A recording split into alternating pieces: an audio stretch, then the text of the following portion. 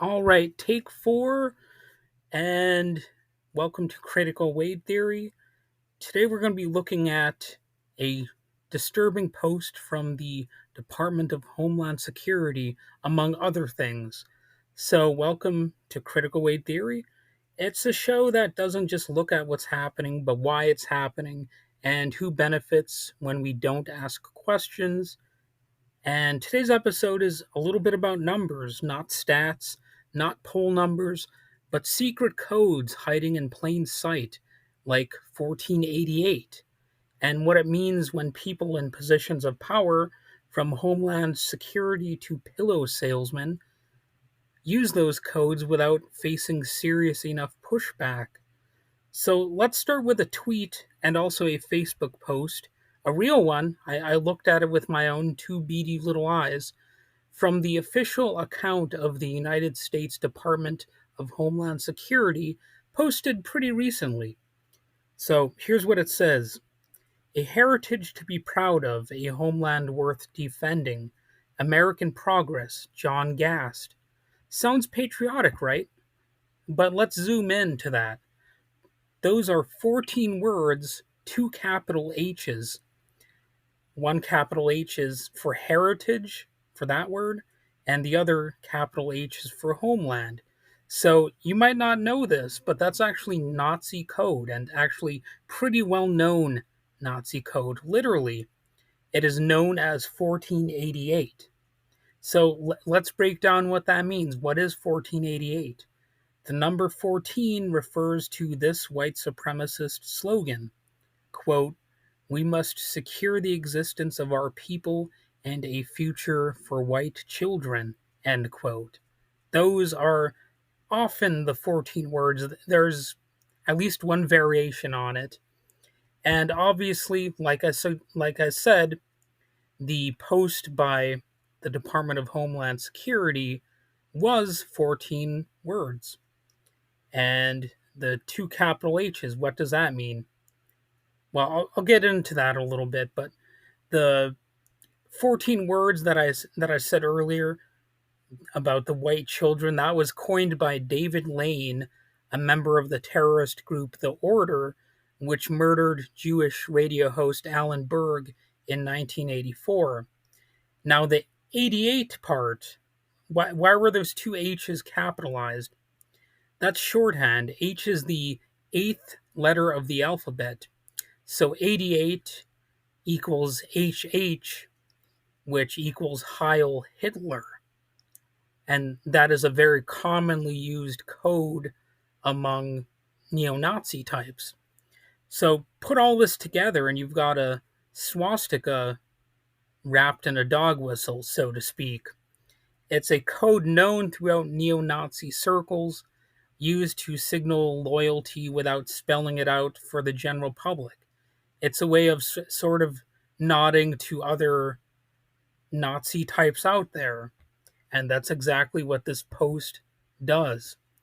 And here's the kicker: it's not just neo Nazi forums and message boards anymore, it's infiltrated the mainstream.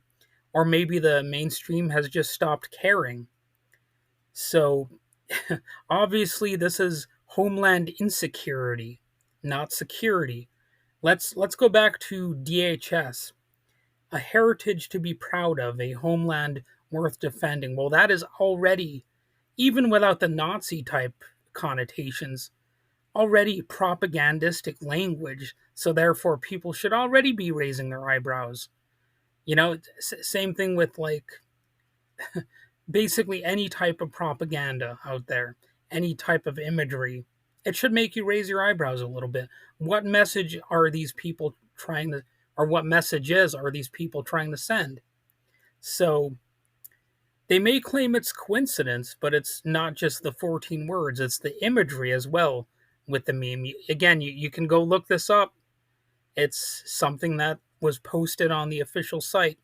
So, American Progress by John Gast is a painting long critiqued for glorifying manifest destiny and white colonial expansion. The image literally shows Native Americans being driven off the land by white people. It's shown in the painting that the Department of Homeland Security posted. And keep in mind, this is happening exactly at a time when Donald Trump is urging a sports team to return to the name of Washington Redskins. So we we know there is a greater racial context that is unfolding, and this is state-sponsored nostalgia for a whitewashed past, wrapped in some violent symbolism. Actually, because the image literally shows white people moving the the native population further along, like just moving them off the land. So now ask yourself, if someone at DHS is using 14 words and HH in a tweet, is that a dog whistle or just a regular whistle at this point? So why did I mention a pillow salesman earlier? Well, the pillows are talking this way too. At least the pillows from a certain company. Mike Lindell, the My Pillow guy, or maybe is it the Mine Pillow guy? MEIN, as in German, you know, like Mein Kampf. Anyway, you've probably seen his infomercials or his regular commercials at some point selling his pillows for, wait for it, $14.88. Weird coincidence, huh? Yeah, that's that's what he wants you to think. But again, 1488, that's a very specific price. It's a little bit odd. Usually when things, if it was for $14.99, that would be normal. But why $14.88? Well, he did it multiple times, so it's not a coincidence. He didn't stop even after he was told what that number means. This is the same Mike Lindell who has spoken at far right events with known neo Nazis like Stu Peters and Lauren Witzke. At least I think that's how her name is pronounced. And Lauren, she literally said this quote, America needs a strong leader that would make even the most infamous of fascists blush. End quote. Again, that's a real quote. And this isn't about soft nationalism. This is naked, proud fascism. And it's hawking sleep products. So I know Mike Lindell, he seems like he might just be a regular guy, an entrepreneur, and he's he's like, oh geez, he's got that kind of tone. But if you want to see the real man, you can possibly still find his deposition footage where he gets really worked up and angry at somebody asking him questions. And it's not the Mike Lindell that is the carefully cultivated, aw shucks kind of guy. He's more angry, more in your face, and just more defensive, confrontational, however you want to call it. So he is capable of shedding that veneer and showing more of his animosity. And it's no longer just that Midwestern, aw shucks kind of guy. He's something else entirely. And you also have to look at the company they keep. Let's talk about the broader pattern here among some people on the far right. So Michelle Malkin, who was a syndicated columnist, frequently appeared on Fox News. I know her columns used to appear in at least one of our local newspapers. She was a mainstream conservative commentator. She was on Sean Hannity. Sean Hannity, I kind of missaid his name there a little bit. But she praised Holocaust deniers and openly defended Japanese internment camps in her book In Defense of Internment. And she openly associates with white nationalists like Jared Taylor. In fact, if you work up the nerve to actually go to their website, they have a backlog of a bunch of her articles stored over there. And you can find at that white nationalist website some things like advertisements for whites only dating services and stuff like that. So it's just a white supremacist, white nationalist sort of thing. Everywhere you turn on that website, it's just immigrant bashing and stuff like that. So there's also, you want to talk about these types of people, you have to include Tucker Carlson, the former Fox News golden boy. He did an interview with a known Holocaust denier, Daryl Cooper, treating his pseudoscientific racism as just another opinion. Well, he's historically wrong, this Daryl Cooper guy, and Tucker got into some hot water over this interview. During the interview, which Carlson described as featuring the most important popular historian in the United States, Cooper made several false claims about the Holocaust and World War II, including claiming that millions of people died in concentration camps because the Nazis lacked resources rather than intentional genocide. So, so according to this Daryl Cooper guy, it was just the the poor Nazis were strapped for resources. So shucks, we couldn't help all those people in those concentration camps. What are you going to do? So it was really letting Hitler off the hook. So yeah, and he also suggested that the United States was on the wrong side during World War II. He called Winston Churchill, quote, the chief villain of the Second World War. Now, don't get me wrong, Churchill was not a perfect person in his own right, but I can think of somebody who was probably a bigger villain in World War II than Winston Churchill.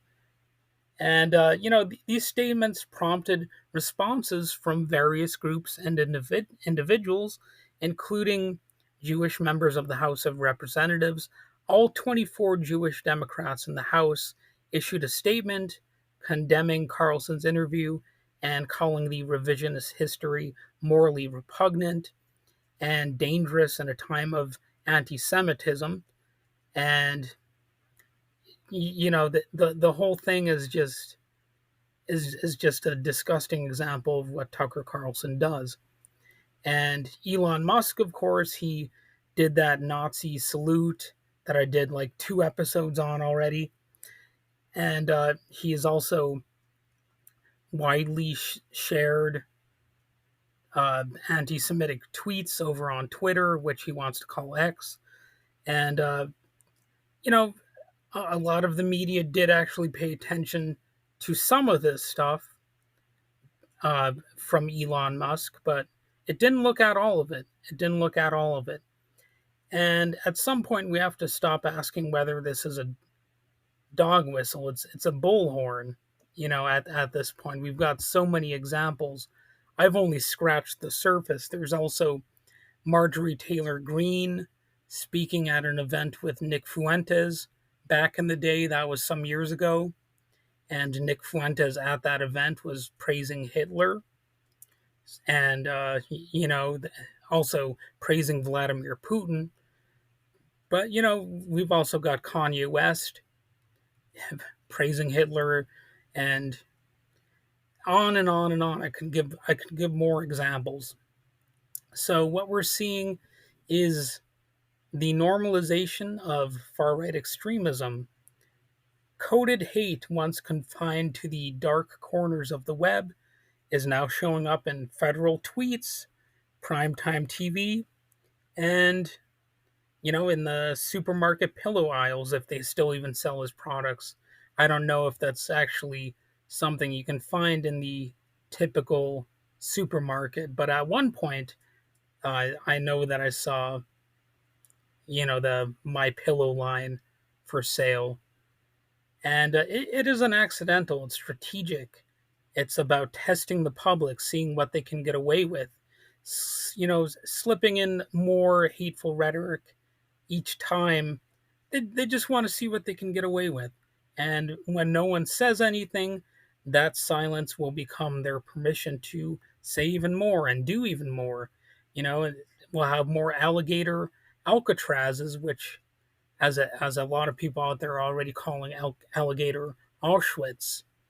And we've seen this before. Germany, Italy, Spain, etc. When authoritarian movements rise, they rarely begin with overt fascism or overt totalitarianism. They begin with symbols. You get these dog whistles at first, and in this case, it's numbers like 14 and 88 being coupled together, and they rely on a public that just shrugs it off. So next time you hear talk like heritage or see 1488 or watch a powerful man raise his arm, you know, in a provocative manner that looks a little bit like something that was happening in the 1930s and 1940s, just know what you're looking at. Don't let it slide. Call it by its name. And yeah, talk about it, and don't be silent about it, because if you are, they'll take it as complicity. It's not just about what I'm saying. Remember, it also matters that they will view it as you being complicit. So keep that in mind. And yeah, we live in some dark times.